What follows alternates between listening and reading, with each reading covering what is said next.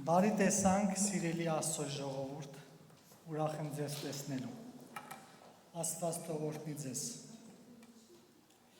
Գիտեք, այս օրերին աշխարհը հանգիստ չէ, եւ ինչպես մենք լուրեր վերցրեցինք մեր եղբայր քույրերից, Իրանից, Իրաքից, եւ մենք չենք կարող անտարբեր գտնվել մեր քրիստոնյա Աստծո զավակների նկատմամբ մեր վերաբերմունքով, որովհետև մենք Աստծո ժողովուրդն ենք եւ մենք հոգեվոր ընտանիք ենք։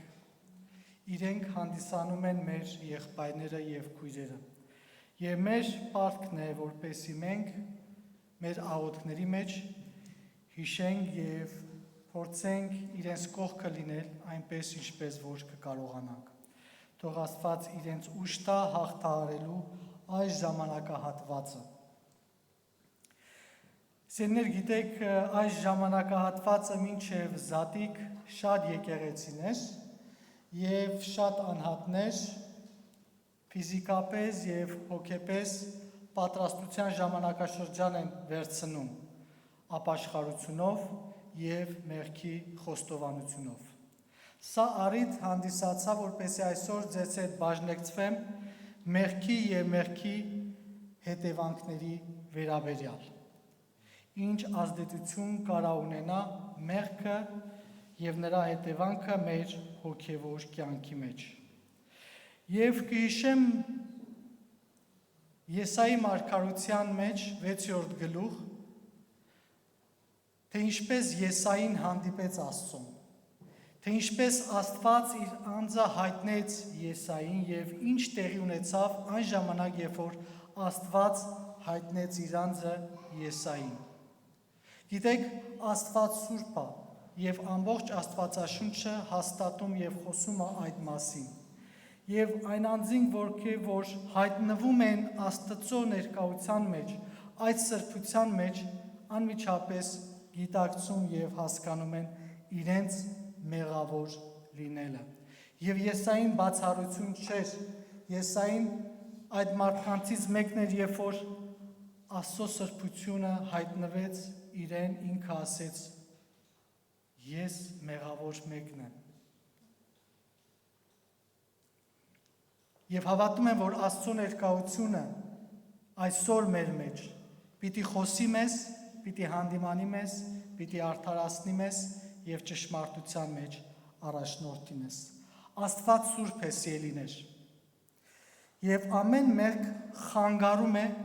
մեր եւ Աստծո միջև հարաբերություններին։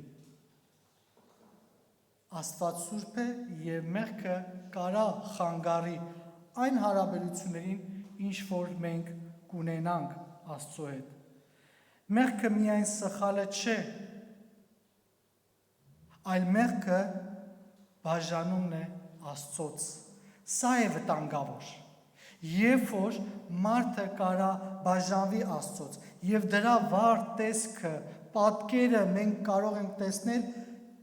առաջի մարդկանց միջոցով, թե ինչպես է դա տեղի ունենում, ինչպես մեղքը առաջացավ եւ ինչպես մեղքը պատճառ դարձավ մարդու եւ Աստծո միջև այդ բաժանման։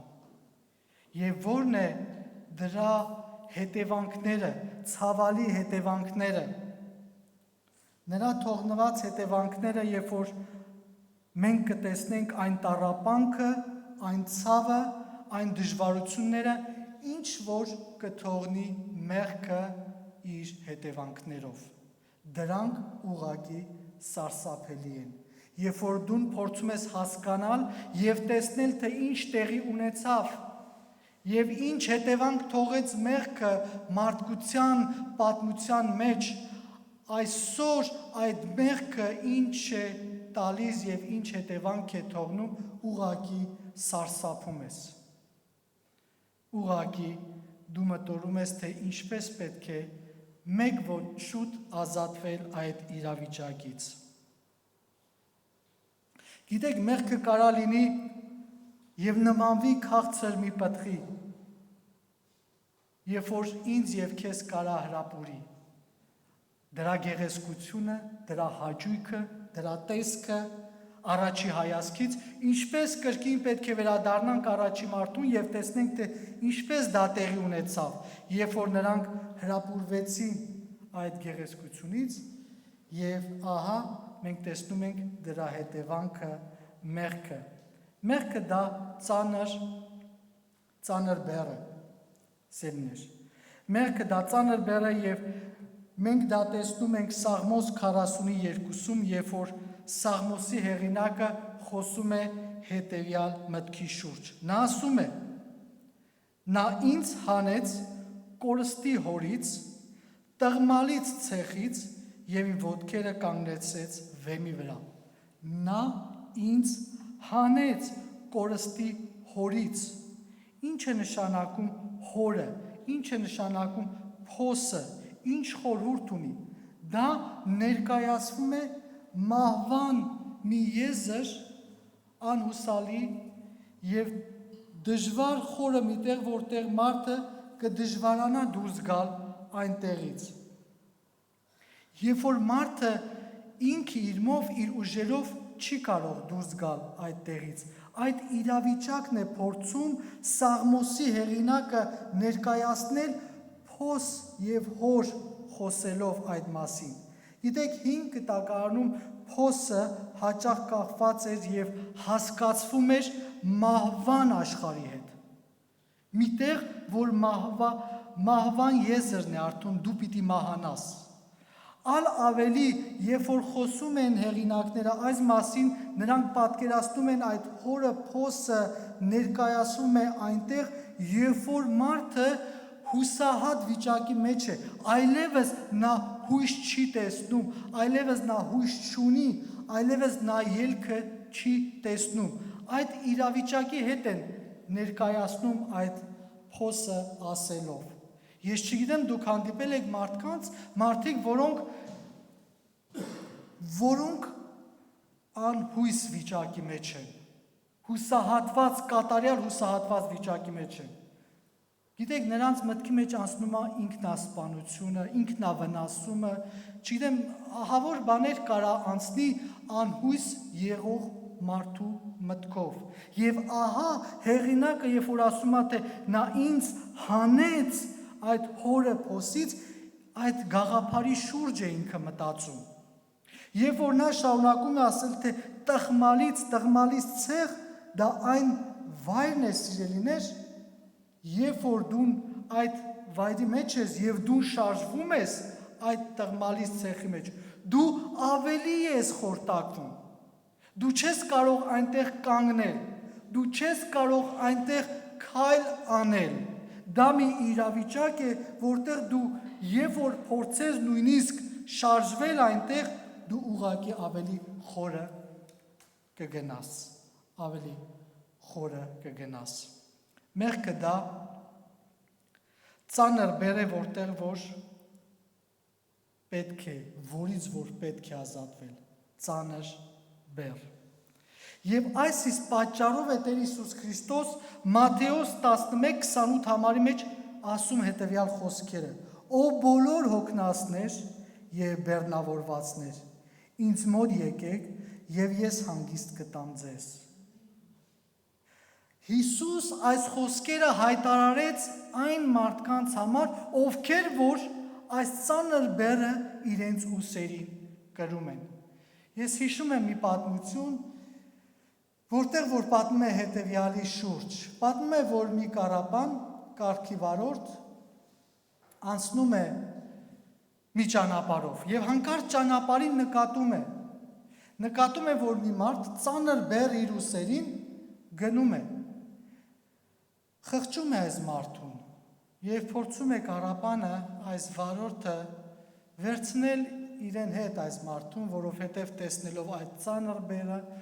այդ ծանր իր ուսերին, որ կրում է եւ այդ երկար ճանապարհը, որ պիտի գնա, նա վերցնում է իր կառքի մեջ այս մարդուն։ Որոշ ժամանակ միասին գնալուց հետո հանկարծ կառապանը ետ է նայում, թե ինչպես է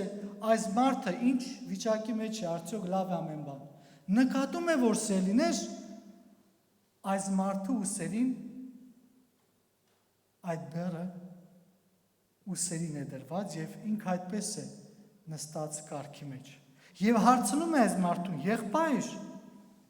ինչու համար քու ուսերիցդ բեռը չհանեցիր, կառքին մեջ չդրեցիր։ Եվ պատասխանում է այս մարդը ասելով, թե մտածեցի, թե ձեր կառքին ծանրություն կլինի։ Եղբայր, այսպես թե այնպես ծանրություն էր այդ կառքին, քու ուսերիդ թե կառքի մեջ դրված։ Սիրելիներ, պետք է ընթերցեմ Եզեկիել գրքից 42:20։ Եզեկիելը ասում է. 4 կողմից չափեցի նրան, նա շրջանակին պես կլորություն ուներ, երկայնություն, 500 լայնություն, սուրբը անսուրբից բաժանելու համար։ Եսային նկարագրում է մի տեսարան, մի պատկեր եւ մի պատ, որտեղ հստակորեն բաժանում կար սուրբը անսուրբից։ Եվ ասում է, թե ես տեսա,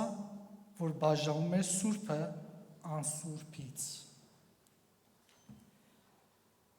Հստակ է այս պատկերը Եսայի համար, կներեք Եզեկիելի համար, Եզեկիել 42:20։ Հստակ է այս բաժանումը եւ այս պատը նրա տեսիլքի մեջ եւ այս իրավիճակի մեջ հստակ գոյություն ունի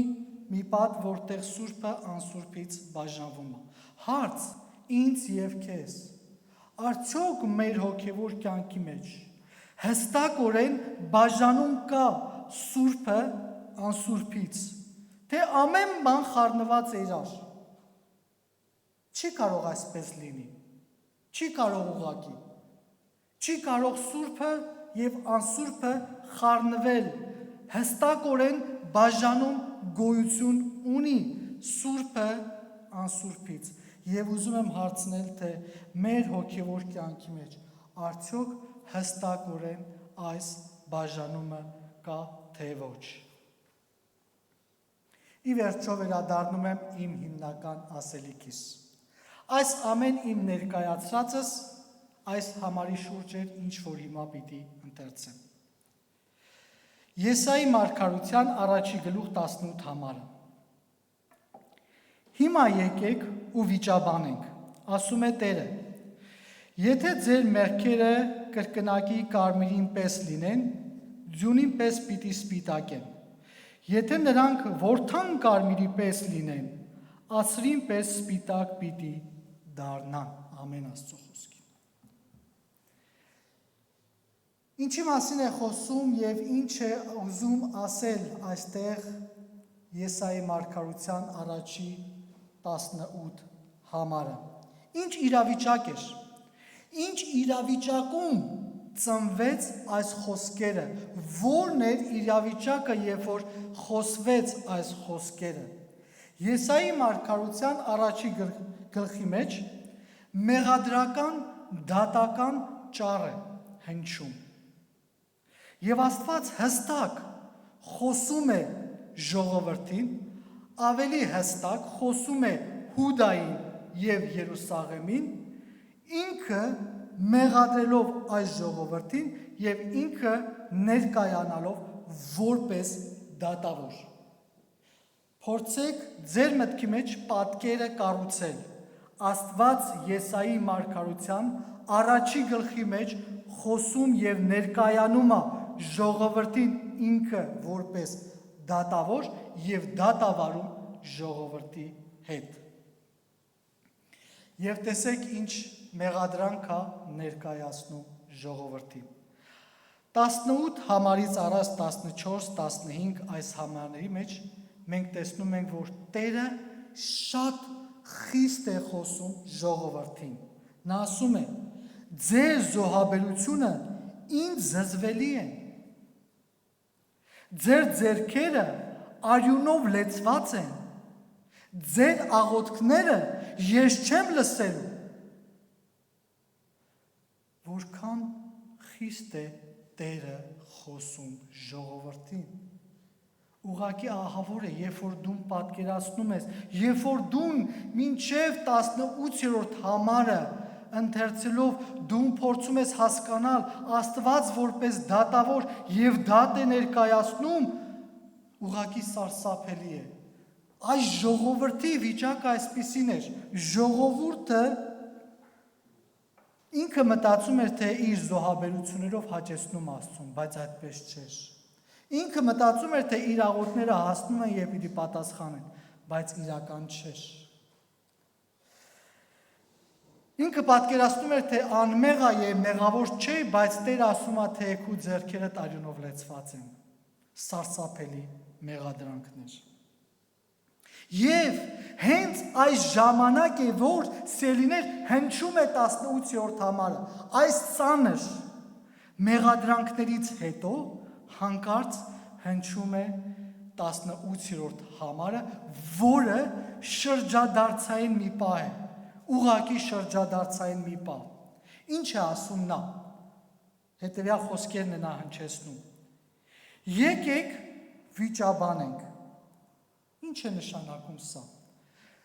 Խոսքը սկսում է այսպես, եկեք 18-րդ համարը, եկեք վիճաբանենք։ Ինչի նկատի ունի։ Եկեք նստենք, դատը քննենք, փաստեր բերենք։ Սա է նկատի ունի։ Աստված ուղղակի ուզում է ժողովրդին ասել, եկեք միասին հիմա նստենք հանգիստ։ Դատը քննենք, հասկանանք իրավիճակի ինչա տեղի ունենում եւ փաստեր բերենք, ով է ճիշտ, ով է սխալ, ով որտեղ սխալվեց, ով է մեղավոր, ով է անմեղ։ Երբ որ Տերը ասում է, թե եկեք վիճաբանենք, սա ի նկատի ունի։ Բայց ինչ է հետաքրքիր, մինչև այս խոսքերը Տերը արդեն իսկ մեղադրական խոսքեր էր ներկայացրել։ Տերը մինչև ասում է եկեք նստենք հասկանանք, ինքը արդեն ասել էր, որ դուք մեղավոր եք։ Հասկանում եք ինչա տեղ ունենում։ Տերը ասում է եկեք նստենք հասկանանք, բայց մինչև նստել հասկանալը արդեն Տերը ներկայացել էր ժողովրդին, որ դուք մեղավոր եք, ձեր արարքները սարսափելի են, ձեր ձեռքերը արյունով լեցված են։ Ինչ հասկանանք։ Այնուամենայնիվ Աստված դատից առաջ առաջարկում է ողորմություն։ Աստված դատից առաջ Սելիներ ներկայացնում է, առաջարկում է, խոսում է ողորմություն։ Եթե ձեր մեղքերը կարմիրին պես լինեն, կարմիր այստեղ ուղղակի պատահական չէ նշված։ Կարմիրը Սելիներ նշանակում է մեղք, ծանր մեղք, որը չի լվացվում, որը չի մաքրվում։ Գիտեք, հին աշխարհում կարմիր ներկը շատ դժվարությամբ եւ գրեթե անհնար էր կարմիր ներկը մաքրել։ Գրեթե անհնար էր։ Եվ երբ որ Տերը խոսում է այս մասին, նա սա նկատի ունի, մի իրավիճակ, որտեղ անհնար է մաքրվի, անհնար է քեզ համար, անհատապես, բայց ոչ Աստծո համար։ Եվ այստեղ Տերը, երբ որ խոսում է եւ ներկայացնում է ոչ թե ուղակի կարմիր ասելով, այլ ուզում է այդ կարմիրի մեջ ինչ որ բան փոխանցել այսօր նաեւ ինձ եւ քեզ, դա հետեւյալն է։ Այո, ես եւ դու մեղքեր ունենք։ Այո, խոսքը այստեղ ուղակի փոքրիկ մեղքերի մասին չէ, Սելիներ,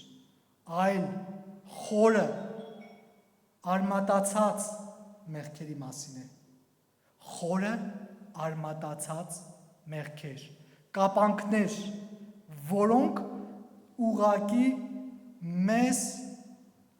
խորը փոս են տանում, որը ուղակի մեզ մի իրավիճակի մեջ են դնում, որտեղ որ մենք չենք կարողանում ազատվել եւ մաքրվել։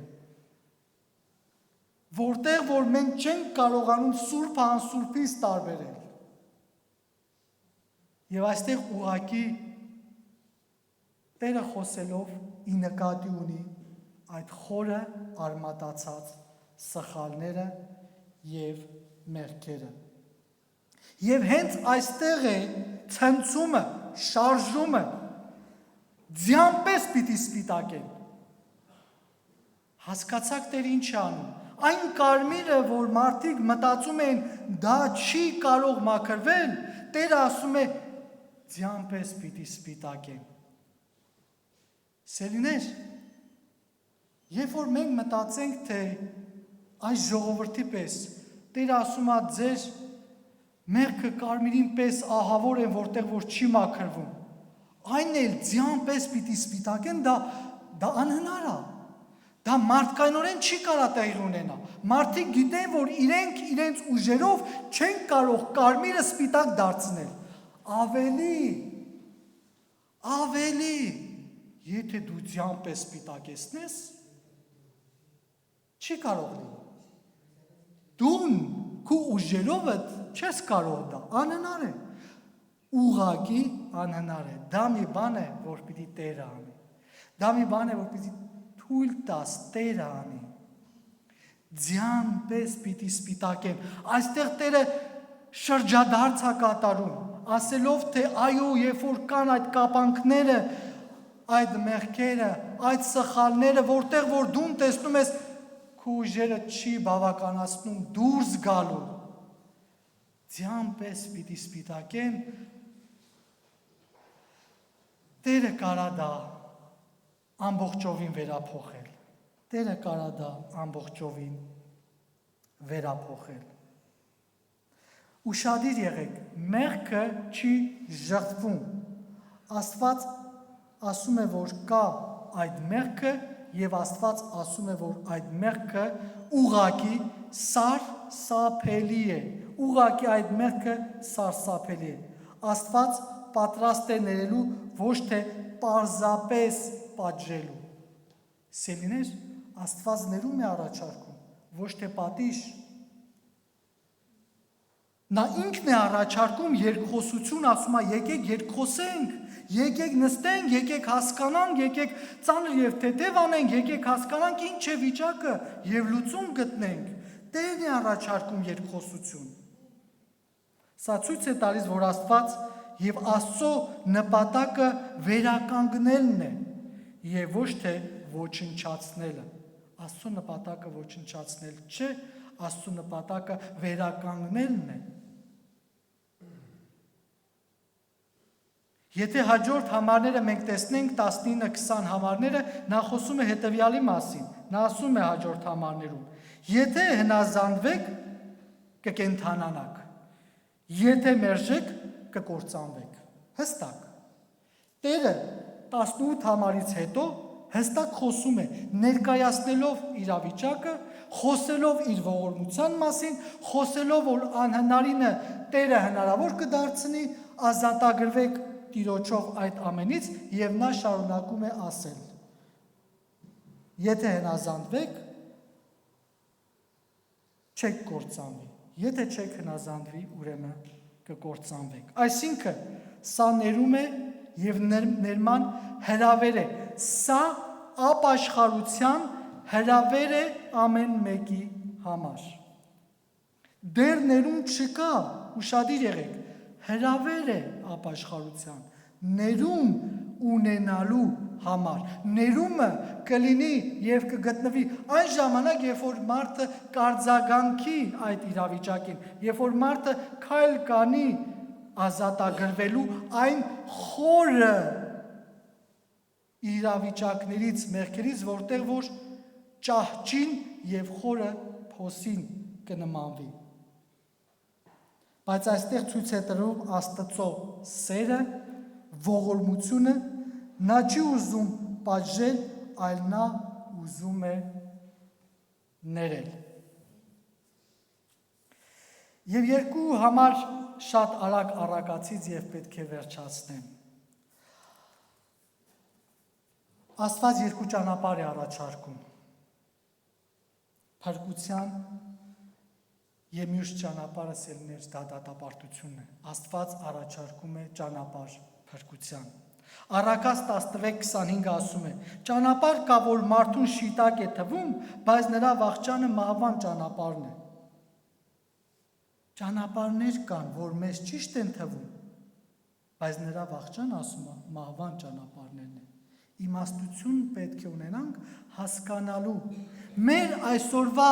իմ եւ քո ընտրած ճանապարհը վերջնակետը ո՞րն է, ուր պիտի հասնենք մեր ընտրած ճանապարհի միջոցով, ո՞րն է դրա վերջնակետը։ Եվ վերջին համարը Առակաց 28:13 նա ով ծածկում է իր մեղքերը հաջողություն չի ունենա, բայց ով խոստովանում է եւ հեռանում է դրանցից ողորմություն է գտնելու։ Նա ով ճանաչում է, ընդունում է, հասկանում է, զղջում է եւ վերափոխվում է, ներում պիտի ստանա։ Աղոթենք։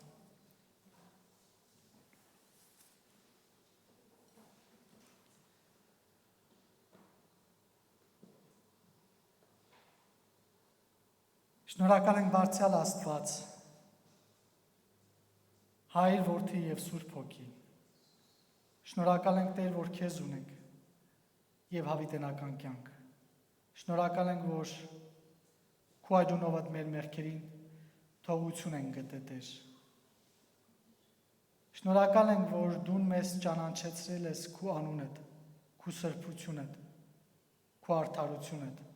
Շնորհակալ ենք, որ իմաստություն ես տվել, որ մենք այսօր հստակորեն բաժանենք Սուրբը անսուրբից։ Այո, Տեր, միգուցե այսօր սխալական լինենք եւ ունենանք մեղքեր, որոնք խորը արմատացած են մեր հոգևոր կյանքի մեջ։ Եվ որոնցից մենք դժվարանում ենք ազատվել, աղոթում եմ Տեր։ Հիսուս Քրիստոսի անունով, քո շնորհքովդ մեզ կարողություն տուր ամբողջովին ազատվելու, ամբողջովին մաքրվելու, ամբողջովին քո բաժինը լինելու, ամբողջովին քո սրբությանդ մեջ բաժին ունենալու։ Ով Տեր լսի քո ժողովրդիդ աղոթքը, ով Տեր լսի իմ եղբայր քույրերի աղոթքը Հիսուս Քրիստոսի անունով եւ պատասխան տուր նրանց, մեզ ազատելով, մեզ մաքրելով եւ մեզ օրհնելով։ Փառքը լինի քեզ, Հայր, Որդի եւ Սուրբ Հոգի։ Ալելույա։ Ամեն։